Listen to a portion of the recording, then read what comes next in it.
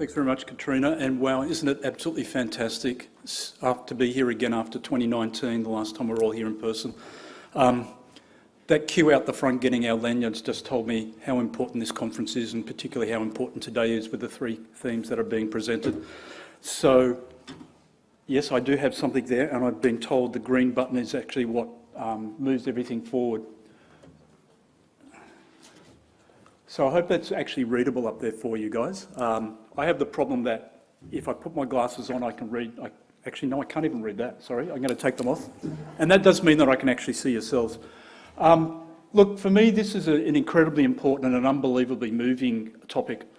I've had the privilege over the last 12 months or so of working both as a board member of IHEA, as an executive of an independent education group, and as a member of a community of practice that brought together around about 25 different providers and about 38 different representatives from those providers with TEQSA to actually assess and understand and establish areas around sexual assault and sexual harassment and how it happens in our campuses, whether they be large, small, multi-site, whatever it happens to be. And the reality, obviously, is that we all have to come to terms with is that nobody is immune, as in we as providers are not immune for circumstances, but what we have to do is focus on how we can create a safe and secure environment for our students and for our staff. And how that then, through the standards that we create and the modelling that we provide, actually flows through to our community more generally.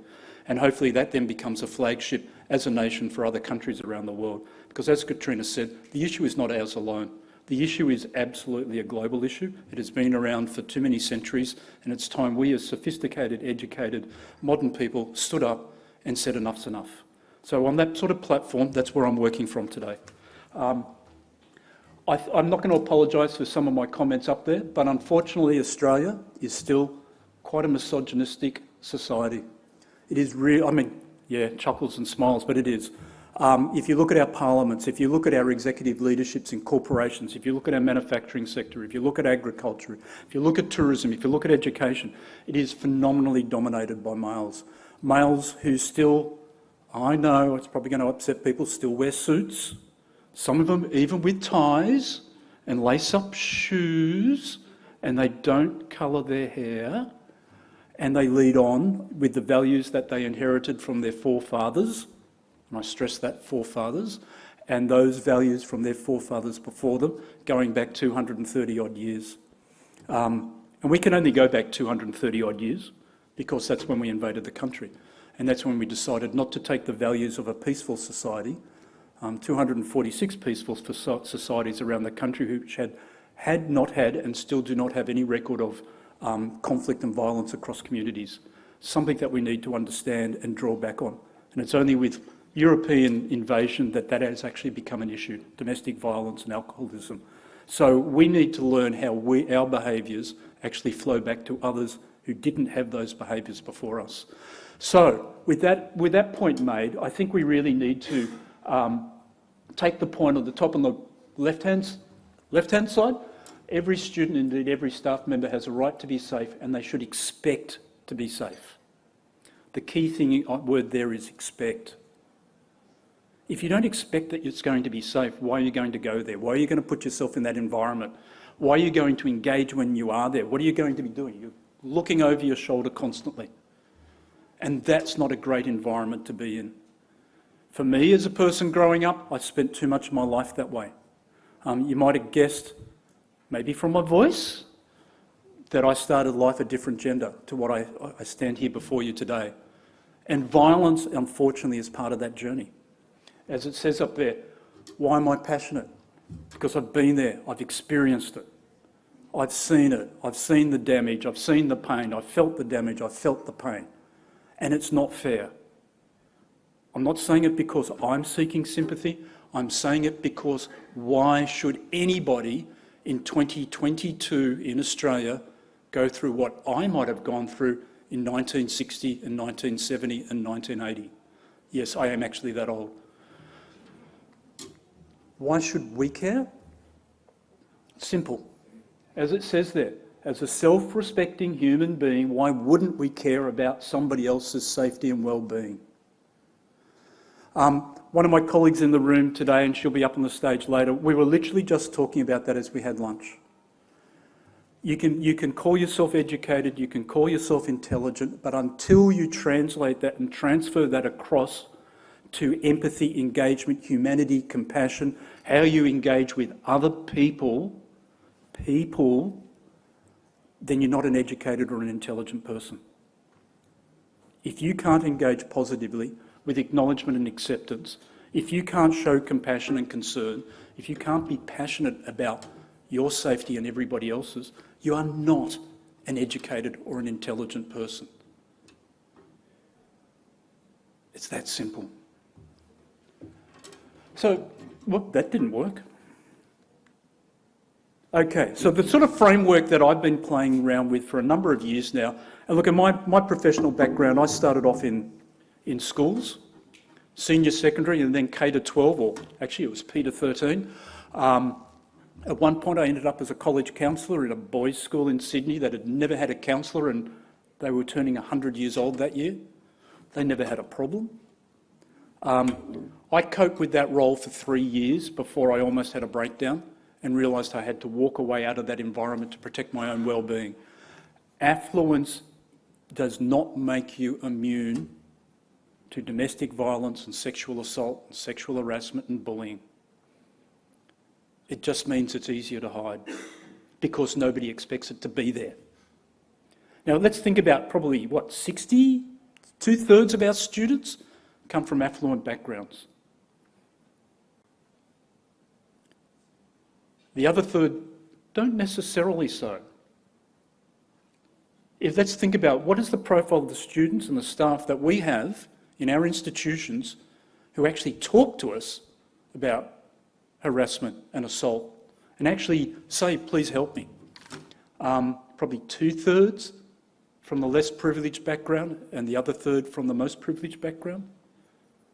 Yeah, but they're not the real statistics. It makes no difference. It makes no difference. It would be 1 for 1, honestly. The reality is that rich, poor, educated, schooled, unschooled, travelled, insular, whatever religion, nationality, political belief, whatever you want, whatever your gender orientation and identity, you're all vulnerable. That's what scares me. Because if you're all vulnerable, how do we stop an epidemic? I'm not going to call it a pandemic, but it is an epidemic because it's something we struggle to control and it doesn't seem to go away. And we're here today because we're passionate about it, because we actually care. I mean, I'm talking to the converted, right? But you guys need to go back to your institutions, to your teams, to your campuses, to your students, and talk about it and promote it. And it can be quite as simple as in nice, gentle, soft colours. I'm using colour all the way through this because it's not black and white. Depending on where you stand and what you've experienced, your view is different. And every slide's different colours because I'm trying to reinforce that fact so that we can actually walk away and understand how I see it is not how you see it. How I experience is not how you experience. How I report it is not how you report it. But all of those perceptions are important. I work with compassionate sensitivity.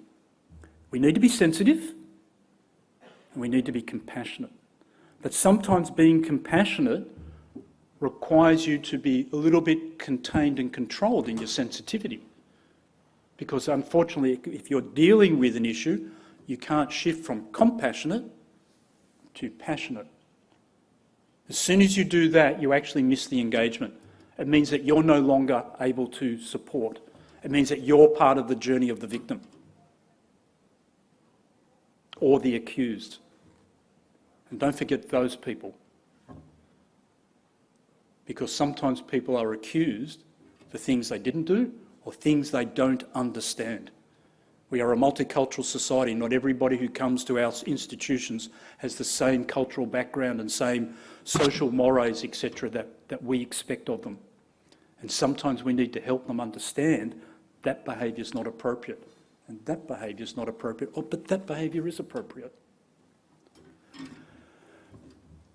Compassionate sensitivity requires 5 things. Sorry, I had to count that. You need, when you're engaging in a conversation, and a conversation isn't just words, a conversation is body language, facial expressions, how you move about a room, whether you actually walk past or whether you stop and look and listen, whether you actually look and see. It's one thing to look, I can see a room here. Yep, I'm looking at the room. But what can I see? How much can I see? I can see people wearing orange lanyards. I can see white tablecloths. I can see that roughly, it's probably 45% female, male. And 1 transgender? No, maybe 2. Let's be fair. So the mix of the room, I can see that. I can see people wearing bright colours. I can see people wearing dark colours. But what can I actually see? I need to stop and look at people's faces. I need to look at the body language. What are their shoulders doing? Where are their hands? Are they on their laps? Are they crossed? Are they on the table?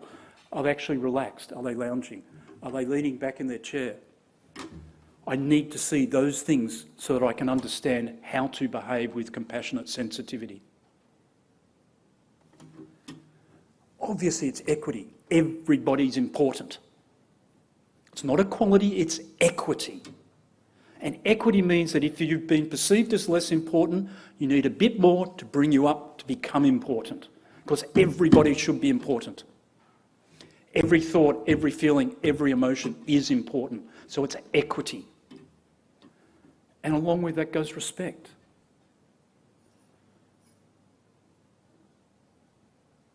Yeah, respect. Then we have to show humility. If you've never experienced what the person in front of you has experienced, they probably sort of need to know that. You probably need to sort of say to them, I can see you're hurting, I can see you're upset, I can hear your words, I have things that I am trained in, but I've never been in your shoes. So I can't actually feel the depth of your pain and your anguish and the confusion that you're going through and those concepts of blame. Who to blame? Why don't you blame yourself? Or should I blame myself? But if I don't blame myself, is that wrong? And if I do blame that person, is that wrong? All of those sorts of things. So humility is really, really important. It helps us engage with people. And as I say, not just the victims. And let's remember, there are a whole pile of people on our campuses, students and staff and visitors, who never, thankfully, experience something negative, as in sexual assault, sexual harassment, bullying, etc. Wow, fantastic. Are they excluded from our dialogue? Absolutely not. Because they need to understand what the person next to them could be going through. They need to understand that the world is not a safe place, and in order to stay in that relatively inoculated state, there are behaviours, there are thoughts, there are feelings, there are conversations that they need to have with their friends and their peers and their family and the community in order to evolve and develop that culture of positivity and compassion, and therefore safety. When you're having a conversation, it's triage. You're the paramedics who pulled up in the ambulance, right? At the scene of an accident. What's the first thing you do? You make sure that it's safe. You make sure that the victim is safe, the person is safe, you're safe. You don't just go, leap out of it and get smacked by the car going past as you open the door. You don't leap over to the person and suddenly find, like happens in TV shows, that there is an almond scent and you're breathing it in and you're now going to be at risk of something yourself. You don't not wear gloves and a mask. You make sure it's safe. So the same applies to emotional engagement. And maybe there's physical elements to what you have to deal with as well. So if the person's saying, I've been attacked, I've been assaulted, I've been raped, I've been hurt, I've been bashed, make sure they're in a safe place. Make sure that they are safe, but more importantly, they know they are safe. And then get the right people to support you, because you can't do it on your own. Ring the police, ring the paramedics, bring a senior staff member in, or make sure you're never alone. Okay?